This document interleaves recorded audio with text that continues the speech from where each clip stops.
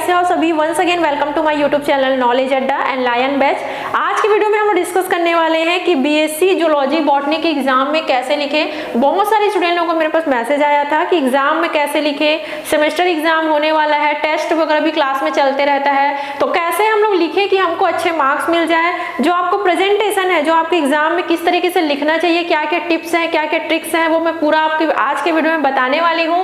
Video के last तक बने रहिएगा। ये हमारा लायन बैच है।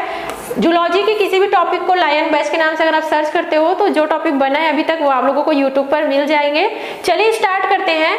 देखिए, सबसे पहली बात तो ये आता है, जैसे आप लोगों को क्वेश्चन पेपर मिलता है, आप लोग क्या करते हो, क्वेश्चन पेपर को रीड करते हो, है ना। रीड करने के बाद आपको क्या करना है, देखना है कि कौन सा क्वेश्चन आपसे, जो क्वेश्चन आपसे सबसे अच्छा बन रहा है वही क्वेश्चन आप लोगों को पहले बनाना है। जरूरी नहीं है कि आप उत्तर क्रमांक प्रश्न क्रमांक 1 से ही, क्वेश्चन नंबर 1 से ही आप लिखना शुरू कर रहे हो, ऐसा नहीं है।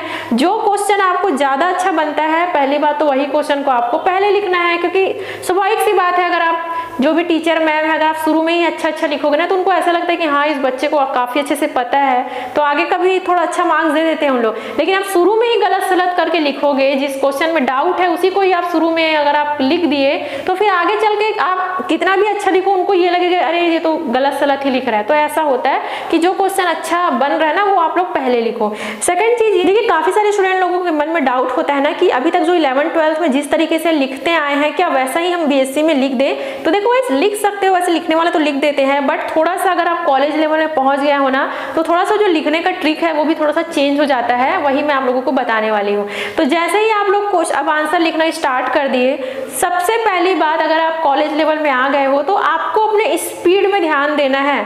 आप लोगों को स्पीड से लिखना पड़ेगा गाइस, क्योंकि अगर आप जूलॉजी बॉटनी, चल केमिस्ट्री में तो उतना टाइम मिल ही जाता है केमिस्ट्री वगैरह का, क्योंकि उसमें ज्यादा लंबा लंबा आंसर नहीं रहता है। लेकिन अगर हम बात करें जूलॉजी बॉटनी की, तो इसमें लिखना पड़ेगा। तो अगर आप लोग थोड़ा स्लो लिखते हो ना, तो उसको फास्ट लिखने की कोशिश कीजिए, क्योंकि आपके एग्जाम में फिर बहुत दिक्कत हो जाएगा। क्योंकि देखो 5-5 6-6 क्वेश्चन, बड़ा बड़ा क्वेश्चन आता है, फिर अगर आप लोग धीरे धीरे लिखते रहोगे, फिर क्वेश्चन ऐसे ही आगे छूट जाएगा। तो इस चीज को आपको ध्यान में रखना है। जितना ज्यादा हो सके, अगर आपके पास अभी 2-3 महीने बचा है ना, लिखने की प्रैक्टिस करो। मैं जो आप लोगों को नोट्स देती हूँ लायन बैच में, मैं नोट्स क्यों देती हूँ, ताकि आप लोग लिखो। स्क्रीनशॉट लेकर के मोबाइल में रखने से कुछ नहीं होगा। जो टॉपिक आप एक दिन में समझते हो उसको अपने कॉपी में लिख लो। उससे क्या होगा ना, आपका राइटिंग स्पीड बढ़ेगा। कोशिश करो एकदम धीरे धीरे लिखने के बजाय स्पीड लिखने की कोशिश करो। मैं पता है 2-3 साल से, 3-4 साल से मैं नोट्स बना रही हूँ, मेरी इतनी ज्यादा स्पीड हो गई है ना राइटिंग, तो मुझे मतलब रियलाइज हुआ कि अगर हम लिखते हैं ना, तो हमारी जो राइटिंग जो स्पीड है वो ऑलरेडी बढ़ जाता है। देखो, हम लोग कॉलेज लेवल में जब पहुंचते हैं ना, तो हमको ये लगता है अरे बुक से तो पढ़ लेंगे, मोबाइल से पढ़ लेंगे, पीडीएफ से पढ़ लेंगे, लेकिन ऐसा नहीं है। जब तक आप लिखोगे नहीं तो आपकी राइटिंग भी नहीं सुधरेगी, है ना। अगर आपको अपने राइटिंग को भी अच्छा सुधारना है तो आपको लिखना ही पड़ेगा। पहली बात तो ये हो गया।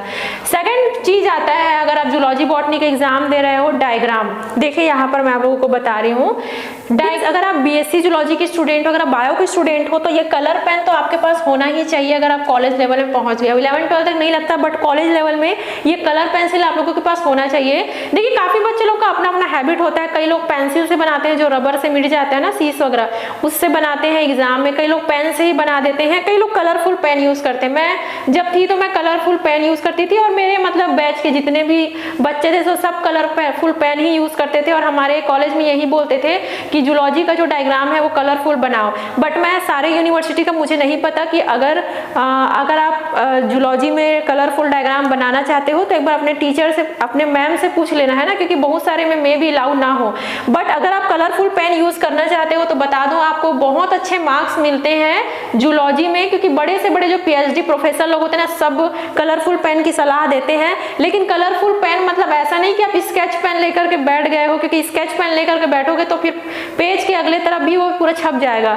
तो ये जो पेंसिल आता है ना, बिल्कुल पतला सही रहता है यार, ज्यादा कलरफुल एकदम भी ज्यादा टक टक कलर का नहीं रहता है, बहुत अच्छा होता है। किसी भी टाइप से पेंसिल आप लोग, इतना सारा नहीं लेना है तो 3-4 कलर ले लो, जैसे कि जो रेड, ग्रीन, ब्लू, 4-5 पेंसिल ही ले लो, ताकि आप लोग थोड़ा वो कर सको। अब मैं बताती हूँ कि आखिर कलरफुल डायग्राम, कलरफुल पेन का यूज क्यों करना चाहिए एग्जाम में आप लोगों के, या फिर एग्जाम में नहीं, अगर आप नोट्स भी बना रहे हो तो। देखिए यहाँ पे जस्ट मैंने कोई भी इमेज निकाला हुआ है, तो देखिए जूलॉजी में क्या होता है ना, जूलॉजी बॉटनी में बहुत सारे पार्ट्स होते हैं। जैसे कि अभी देखो येलो येलो पार्ट, ये आपका कहलाएगा माइटोकॉन्ड्रिया, जैसे एग्जाम्पल के लिए। तो हमको क्या करना रहता है, बायो के स्टूडेंट है तो हर एक पार्ट को थोड़ा सा अलग शो करना पड़ता है। जैसे ये इसका हेड पार्ट है तो इसको हम लोग ब्लू कलर से शो कर दिए, इसका ये नेक पार्ट है तो इसको येलो कलर से शो कर दिए, इसका मिडिल पीस है तो और कुछ कलर से जो है वो शो कर दिए। तो इसमें क्या होता है ना, जो भी आपके टीचर है, जो भी प्रोफेसर है, जो आपका कॉपी चेक कर रहे हैं, उनको एकदम तुरंत समझ में आ जाता है भाई कि हाँ ये है, ये है, ये है। तो उन लोग ज्यादा फिर एकदम ध्यान से नहीं देखते, बस उन लोग राइट कर देते हैं और अच्छे मार्क्स यहाँ पे मिल जाते हैं। लेकिन यहाँ पर भी एक चीज ध्यान रखना है, जो बच्चे बहुत गलती करते हैं एग्जाम में डायग्राम बनाने में, या फिर जिनको डायग्राम बनाने की हैबिट नहीं है, कृपया वो बच्चे कलरफुल डायग्राम से दूर रहे, या फिर पहले पेंसिल से बना लें उसके बाद वो करें। क्योंकि आप जरूरी नहीं है कि आप कलरफुल पेन ही यूज करो, अगर आप पेंसिल वगैरह से भी बनाते हो तो वो भी ठीक है, लेकिन अगर आपके पास समय रहता है तो आप लोग यूज कर सकते हो। काफी सारे बच्चे अब देखना कमेंट में मुझे बोलेंगे कि इतना टाइम कहाँ रहता है कलर करने का, सजाने का। मैं ये नहीं बोल रही हूँ कि एकदम सुंदर बनाओ, एकदम सजा के बनाओ, ऐसा नहीं बोल रही हूँ गाइस। टाइम रहता है, अगर आप टाइम मैनेजमेंट जानते हो ना तो बिल्कुल टाइम रहता है। अगर आपको डायग्राम की प्रैक्टिस है तो बिल्कुल टाइम रहता है कि आप थोड़ा बहुत 2-3 कलर का पेन यूज करके जो अलग अलग पार्ट्स है उसको हाईलाइट कर सकते हो। तो ये कोई एक्सक्यूज वाली बात नहीं है कि आपके पास समय नहीं है। अगर आपका अच्छा प्रैक्टिस है तो आप लोग कर सकते हो, है ना। लेकिन अगर एग्जाम एकदम से लास्ट टाइम आ गया है, आधा पौन घंटा बचा हुआ है, 2-3 क्वेश्चन है, तो उस समय आप लोग फिर सीध से ही तुरंत जो है वो बना सकते हो। देखो आप कैसे भी बनाओ यार, आपकी मर्जी है, लेकिन डायग्राम बनाओ, क्योंकि जब तक जूलॉजी बॉटनी में डायग्राम नहीं बनाओगे नंबर नहीं मिलने वाले हैं। भले आप थ्योरी पार्ट को मत लिखना, वहां छोड़ के आ जाना अगर टाइम नहीं बचता है, लेकिन कम से कम डायग्राम बना के आ जाना। क्योंकि डायग्राम जैसे प्रोफेसर को अगर डायग्राम दिख गया ना, वहीं पे 2-3 नंबर उन लोग ऐसे ही दे देंगे, क्योंकि डायग्राम बहुत ही ज्यादा इंपॉर्टेंट रोल प्ले करता है बीएससी जूलॉजी में मार्क्स गेन करने के लिए। तो आप लोग ये मत समझो कैसे भी। और प्लस यहाँ पर जो स्पीड है डायग्राम बनाने की, जो स्पीड है उसको थोड़ा सा बढ़ाओ। अब जैसे कि यहाँ पे देखो स्पर्म का डायग्राम है, कैसे इसको 2 मिनट में आप लोगों को प्रैक्टिस करना है, कैसे बनाना है देखो। जस्ट एग्जांपल के लिए अभी मैं रफली बना रही हूँ, तुरंत ये हो गया, एक कलर का पेन, दूसरा ऐसा बना दिए, है ना। इसी स्पीड से बनाया जाता है गाइस डायग्राम, ऐसे नहीं कि वहां पे बैठ के सजाते बैठे रहे हो आप लोग। ये हो गया, बन गया डायग्राम। इसको एकदम सजाते नहीं रहना, रफली बना दो। बस आपको ध्यान देना है कि ये क्या कहलाता है, ये वाला पार्ट क्या कहलाता है, ये आपको पता होना चाहिए। जो आप नॉमेनक्लेचर करोगे, जो आप नामकरण करोगे, वो सही होना चाहिए। क्योंकि जो भी टीचर है, प्रोफेसर है, वो इसी चीज को देखेंगे, भाई ये नामकरण सही किया है कि नहीं। वो ये नहीं देखेगा कि कितना सुंदर डायग्राम बनाया, कितना सजा के बनाया, वो सब चीज वो नहीं देखेंगे। तो आप लोग अच्छे से प्रैक्टिस करो डायग्राम बनाने की, जैसे भी बनाओ, लेकिन डायग्राम तो बनाओ आप लोग जूलॉजी बॉटनी में। तो ये तो हो गई डायग्राम की। अब आगे बढ़ते हैं, थोड़ा सा मैं ये मेरा नोट्स है वो मैं आप लोगों को जूम करके दिखा दूंगी। मैं भी अभी थोड़ा लाइट का इशू हो तो थोड़ा मैं आप लोगों को दिखा दूंगी।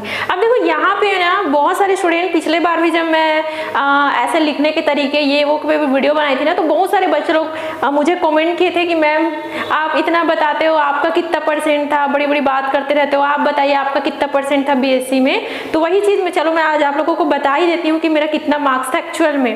देखो मैंने बीएससी प्लेन बीएससी 1 साल किया है, बट मैंने जो बीएससी किया वो बीएससी नर्सिंग है ना, 4 साल का कोर्स होता है। तो उसमें मैंने 4 साल मैंने टॉप किया है और मेरा हर साल 85, 80, 85 ऐसे परसेंट ही आते रहता है। अब बहुत सारे बच्चे बोलेंगे इतना ज्यादा परसेंट है, फिर गवर्नमेंट जॉब क्यों नहीं किए। जरूरी नहीं है कि आप कुछ पढ़ रहे हो तो आप गवर्नमेंट जॉब के लिए ही पढ़ रहे हो। कई लोग शौक के लिए भी पढ़ते हैं, कई लोग अपनी इच्छा के लिए भी पढ़ते हैं। और मैंने अपना जो करियर है मैंने यूट्यूब पर बना लिया, तो मैं अभी यूट्यूब की टीचर हूँ, है ना, क्योंकि गवर्नमेंट जॉब से भी ज्यादा अच्छा है यूट्यूब। तो ये चीज होता है। तो आप लोग फिर आज और मुझे कमेंट मत करना कि आपका कितना परसेंट था। तो ठीक है, तो चलिए आगे बढ़ते हैं, बात करते हैं सिनॉप्सिस की।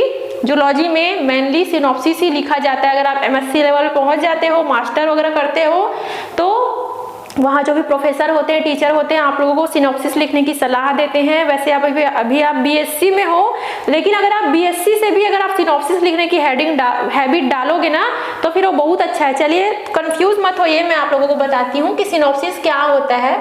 ये मेरा ही नोट्स है गाइस, बीएससी 3rd ईयर का है ना, इकोलॉजी का। तो देखिए यहाँ पर सिनॉप्सिस क्या होता है। काफी सारे बच्चे को तो पहले से ही पता होगा, लेकिन जो भी नए बच्चे हैं 1st ईयर के, उनको नहीं पता रहता है। सिनॉप्सिस में मेनली क्या होता है, जैसे मान लीजिए इकोलॉजी है, तो जो मेन हेडिंग होता है ना, उसको आप लोग पहले लिख लो। जैसे इंट्रोडक्शन हो गया, डेफिनेशन हो गया, स्कोप हो गया, इकोसिस्टम हो गया, इंपॉर्टेंस हो गया, कंक्लूजन हो गया।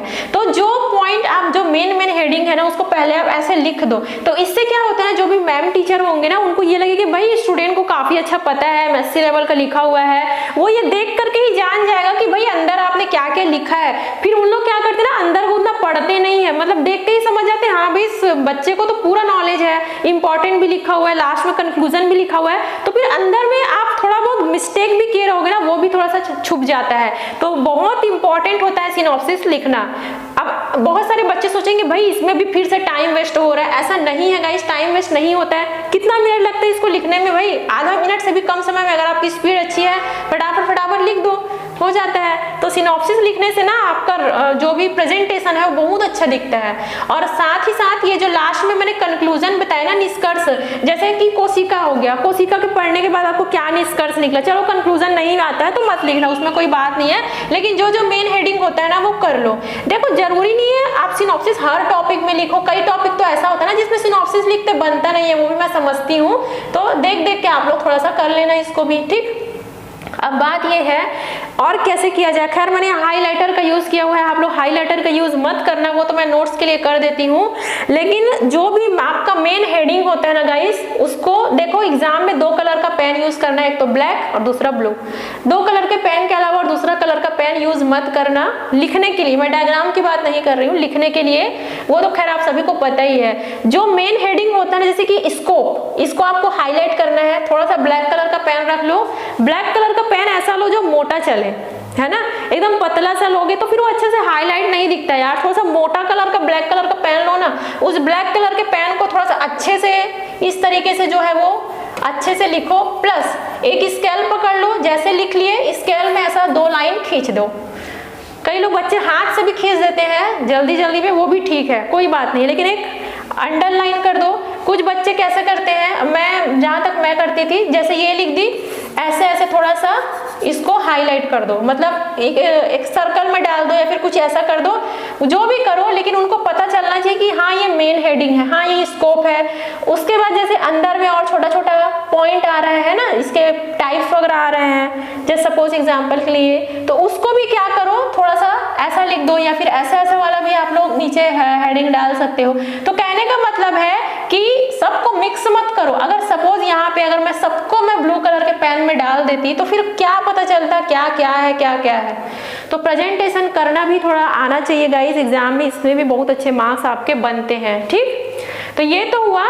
एक और चीज मैं आप लोगों को बता रही हूँ, लोगों को थोड़ा अच्छा मतलब क्लियर नहीं दिख रहा होगा, जैसे यहाँ पे एक सपोज कीजिए कार्बन डाइऑक्साइड साइकिल का मैंने नोट्स लिखा हुआ है, तो मैं आप लोगों को हर बार बताती हूँ कि अगर आप बीएससी लेवल में पहुंच गए हो, पैराग्राफ टाइप मत लिखो। पैराग्राफ टाइप लिखोगे तो फिर बहुत ही ज्यादा मतलब ऐसा है ना कि छोटा सा दिखता है, पहला बात तो छोटा सा ही दिखता है आंसर, पैराग्राफ 5-6 लाइन में खत्म हो जाएगा। उसी पैराग्राफ को अगर आप अलग अलग काट करके लिखोगे ना, तो सामने वाले जो भी टीचर रहेंगे उनको ऐसा लगे हाँ भैया इसको बहुत अच्छे से पता है, काफी अच्छे से पॉइंट वाइज लिखा हुआ है। 2 चीज कर सकते हो, या तो ऐसा एरो डाल दो, ऐसा एरो, सोचोगे ना आप, डरो मत इसमें भाई ऐसा कर देंगे तो कैसे होगा, ऐसा बिल्कुल नहीं होता गाइस। कॉलेज लेवल में पहुंचोगे ना तो ऐसे ही थोड़ा डाल के अच्छा लिखोगे तो चलेगा। एरो नहीं डालना है आप लोगों को, मान लो तो स्टार बना दो, स्टार तो तुरंत बन जाता है, ऐसे स्टार बना दो। स्टार नहीं बन रहा है तो राउंड कर दो, ऐसा राउंड कर दो, कुछ भी करो, लेकिन कुछ करके ही थोड़ा पॉइंट वाइज कर लेना। मैं केमिस्ट्री में भी मेरे जितने भी आप नोट्स देखोगे, चाहे केमिस्ट्री के, चाहे बॉटनी के, चाहे जूलॉजी के, सभी में मैंने बहुत अच्छे से नोट्स बनाए हुए। खैर आप लोगों को तो पता ही है गाइस, आप लोग मेरे चैनल से पढ़ते हो, आप लोग स्क्रीनशॉट भी लेते हो, तो आपको क्या ही बताऊं मैं, सब आपको अच्छे से पता ही है कैसे नोट्स बनाना चाहिए, है ना। तो मुझे आप लोग जरूर बताइए कि आज का जो वीडियो है आप लोग के लिए हेल्पफुल रहा कि नहीं, और मैं किस टॉपिक पे वीडियो बनाऊं। और बस यही उम्मीद करती हूँ एग्जाम की तैयारी आप अच्छे से कीजिए। बेस्ट ऑफ लक मेरी तरफ से, और अपनी जो स्पीड है राइटिंग की उसको थोड़ा सा बढ़ा लेना। Thank you so much guys for watching.